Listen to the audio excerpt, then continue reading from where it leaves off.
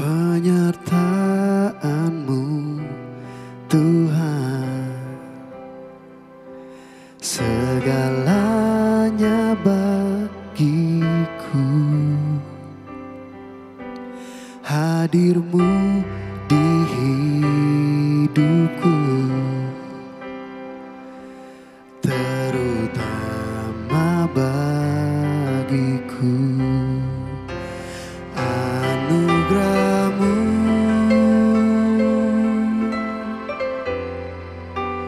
anugerah-Mu,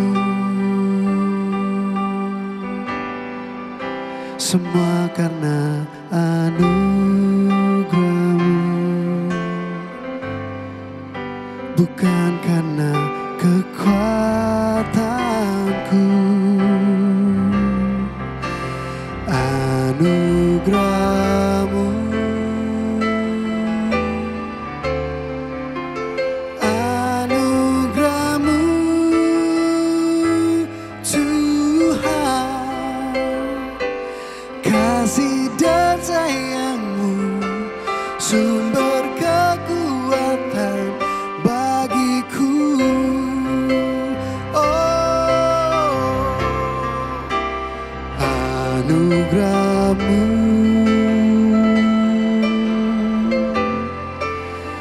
anugerah-Mu, semua karena anugerah-Mu, bukan karena kekuatanku. Oh, anugerah-Mu, anugerah-Mu Tuhan, kasih dan sayang-Mu sumber kekuatan bagiku.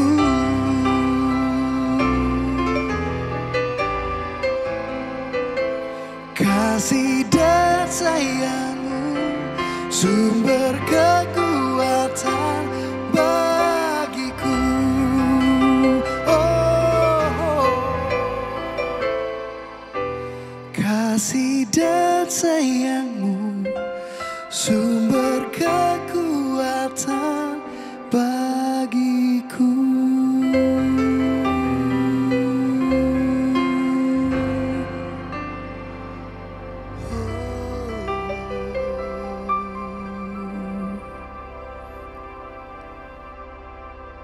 Shalom sahabat roti manis, kita ketemu lagi. Dan kali ini, saudara pernah gak sih ya ngalamin kayak saudara mendoakan sesuatu, tapi jawaban doa saudara tuh gak sesuai dengan yang Tuhan mau. Bahkan dalam konteks saya, dulu tuh saya sering banget loh mendatangi KKR kesembuhan. Tahu gak kenapa? Ya karena papa saya pada waktu itu sakit, kena tumor, sehingga badannya juga udah gak bisa menopang dia. Maksud saya dia gak bisa berdiri gitu ya. Dia duduk di kursi roda, dan saya sempat beberapa kali tuh untuk mendorong papa saya ke KKR, saya dorongin kursi rodanya, diminta kesembuhan. Tapi puji Tuhan, ya tidak sembuh gitu. Jadi saya memahami sih saat ada seseorang yang merasa atau ikuti KKR tapi Tuhan tidak sembuhkan, I do understand gitu. Dan saya merasakan satu pengalaman yang gak enak pada waktu itu. Saya merasa, aduh ini apa gara-gara bapak gue sama gue banyak dosa, jangan-jangan ya. Itu satu. Yang kedua, kayaknya iman gue kurang gede kali ya. Sehingga tuh Tuhan gak sembuhin papa. Tapi kan satu sisi papa pendeta, kurang gede apa lagi nih iman saya gitu. Harusnya kalau Tuhan baik, ya papa disembuhkan dong. Ya tapi anyway, papa akhirnya dipanggil pulang dalam keadaan ya gak disembuhin gitu. Jujur, rasa bingung, kesel, sedikit kecewa sama diri, menyalahkan diri sendiri, tertuduh. Apakah saya banyak dosanya dan yang lain. Itu terjadi. Dan bahkan satu pertanyaan yang saya rasa semua kita mungkin relate pada waktu mengalami itu. Kok Tuhan kayaknya gak adil sih? Kok Tuhan sembuhin si A, si B, si C? Kenapa untuk keluargaku atau untuk keadaanku Tuhan gak bekerja? Apalagi dalam konteks saya juga saya bilang tadi kan ya papa saya kan pendeta, Tuhan sih. Dia udah melayani Tuhan, kurang apa lagi gitu. Saudara, semakin pengenalan akan Tuhan tuh lebih dalam, saya menyadari sih pemikiran saya itu keliru. Maksudnya gimana? Gini, Tuhan itu tidak berhutang apapun pada saya. Enggak, dia enggak berhutang apapun pada saya. Saya pun tidak bisa bilang Tuhan tidak adil. Saya kasih analogi buat saudara supaya saudara memahami. Saya dengar ini dari Pak Yakub Trihandoko gitu ya. Dan saya mau berbagi dengan saudara. Dia bilang begini.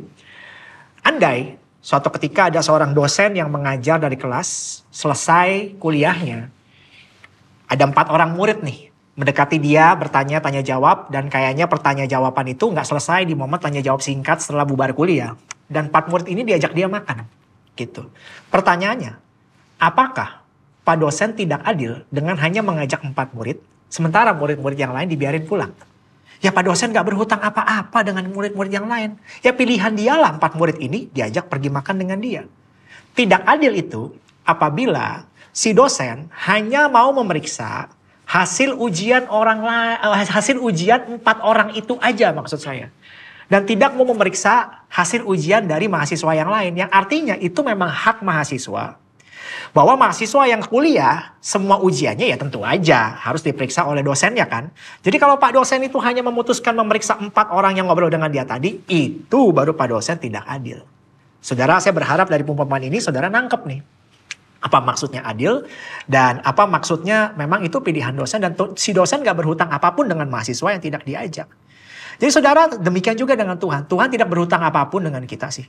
Tuhan gak berhutang apapun dan dalam kedaulatannya, dalam rencananya, disitulah kita harusnya bergerak. Dan kalaupun Tuhan tidak menyembuhkan orang yang kita doakan atau orang yang kita kasihi, saya yakin ya Tuhan tetap baik gitu. Nah, apa yang perlu kita perhatikan saat misalkan kita berdoa kesembuhan tidak dijawab Tuhan? Yang pertama, saudara, based on apa yang saya laluin, lu jangan siksa diri lu ya untuk cari penjelasan, maksud saya gitu. Jangan siksa diri kita sendiri untuk cari penjelasan dari Tuhan. Kenapa ya? Kayaknya energi itu terbuang gitu. Kita nggak harus kok. Dan tidak mungkin bahkan memahami segala sesuatu yang Tuhan kerjakan gitu. Nggak mungkin. Karena kita nggak bisa memahami segalanya. Tapi jelas kita harus berdoa tentang segala sesuatu. Sehingga kita tuh punya kedamaian. Dan lebih baik hidup kita tuh, kita akan firman Tuhan bilang serahkanlah kekhawatiranmu kepada aku gitu kan. Gak apa-apa, kita gak harus ngincar pengertian, dapat understanding alasan ini itu, tapi kita tetap berdoa aja. Gitu saudara ya, jadi jangan berusaha untuk mencari penjelasan tentang segala sesuatu. Buat saya, jauh lebih penting itu iman yang benar daripada iman yang besar. Sekali lagi, jauh lebih penting iman yang benar daripada iman yang besar gitu. Karena ada orang yang bilang, wah iman gue besar nih, istilahnya gitu ya. Gue percaya, gue akan lompat dari gedung, gue jadi Superman. Tuhan akan kabulkan permintaannya. Astaga, itu mah iman yang ngaco ya, bukan iman yang benar. Iman besar oke lah, tapi pastiin dulu imannya benar gitu. Itu yang pertama. Yang kedua, tadi saya mention sebenarnya, lagi di tengah-tengah momen itu ya jangan berhenti berdoa sama Tuhan. Hanya karena kita tidak melihat mujizat yang Tuhan belum kasih, jangan juga kita jadi mundur dong, kita berdoa sama Tuhan. Karena kita mungkin merasa kesel, kita gak kompeten, atau Tuhan gak sayang kita, atau Tuhan gak peduli dengan kita. Saudara perhatikan, Alkitab memang mengatakan kepada kita untuk meletakkan tangan kita kepada orang sakit dan berdoa bagi mereka. Saudara nanti bisa cek di Markus 16 ayat 15 sampai 18. Tapi itu tidak mengatakan kamulah yang membuat dia sembuh. Enggak kan? Jika imanmu cukup kuat. Enggak kan? Yang menyembuhkan murni adalah kuasa Tuhan yang mengerjakan mujizat. Jadi tanggung jawab kita apa? Tetap berdoa. Itu. Tapi beban hasilnya jangan pernah taruh di pundak saudara. Itu adalah kehendak Tuhan. Yang ketiga, yang terakhir, jangan keluar dari perahu. Maksudnya gini. Saya analogikan, kita diajak pergi mancing dengan papa kita. Mungkin beberapa di antara kita udah bete, udah bosen, udah ngeri gitu ya. Karena udah lama gitu ya. Udah lama kok gak dapat ikannya. Tapi perhatiin deh, ketika papa kita minta kita nemenin mancing di sore hari yang panas atau siang yang panas itu, ini bukan tentang berapa banyak ikan yang kita tangkap kan. Ini tentang bagaimana kita bisa menghabiskan waktu bersama dengan papa kita. Saya rasa demikianlah hubungan kita dengan Tuhan ya. Tuhan telah minta kita untuk pergi melayani dia, hidup untuk dia gitu ya. Ini bukan tentang berapa banyak, berapa berhasil lah saudara doakan orang dapat mujizat dan lain-lain. Tapi hidup ini kan tentang Bapa yang saudara habiskan bersama-sama dengan dia. Buat saya lebih penting pribadinya sih daripada berkatnya atau mujizatnya. Kalau kita bisa mengenal pribadi Tuhan, ada ketenangan di dalam hidup kita. Ini masalahnya berikutnya saudara ya.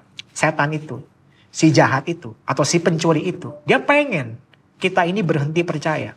Dia pengen kita mundur. Dia pengen kita berhenti dan marah kepada Tuhan. Dia pokoknya pengen menghabisi kita dan menghabisi kepercayaan kita kepada Tuhan deh. Dia doyanya itu suka buat kita putus asa tentang pencobaan dan penderitaan yang kita alami. Tapi sebagai semua pengikut Yesus, kita harus ngomong sama si setan ini. No way, lu enyak dari hidup gua. Gua kenal siapa Tuhan gua. Aku kenal siapa Tuhanku. So, saudara, jangan berhenti percaya. Milikilah iman yang benar. Yang artinya tetap percaya ketika tidak ada alasan untuk berharap. Milikilah iman seperti Sadrak, Mesakh, dan Abednego. Yang berkata, kalaupun Tuhan yang kami sembah melepaskan kami dari perapian ini. Itu luar biasa. Tapi kalaupun Tuhan tidak melepaskan kami dari perapian yang bernyala-nyala ini. Kami semua tetap memilih percaya kepadanya. That's iman yang benar. Dan ini mainan orang dewasa, bukan anak-anak. Saya berdoa, semoga saudara, apapun keadaan saudara, saya ngerti mungkin ada satu rasa getir, kesal, doa saudara tidak dijawab. Tapi gini saudara ya, Tuhan itu Bapa yang baik. Pegang itu dulu. Kalau dia tidak izinkan sesuatu belum terjadi dalam hidup kita, tidak mengurangi bahwa dia adalah Bapa yang baik. Dia lebih tahu mana yang lebih pas buat hidup kita. Tuhan berkati.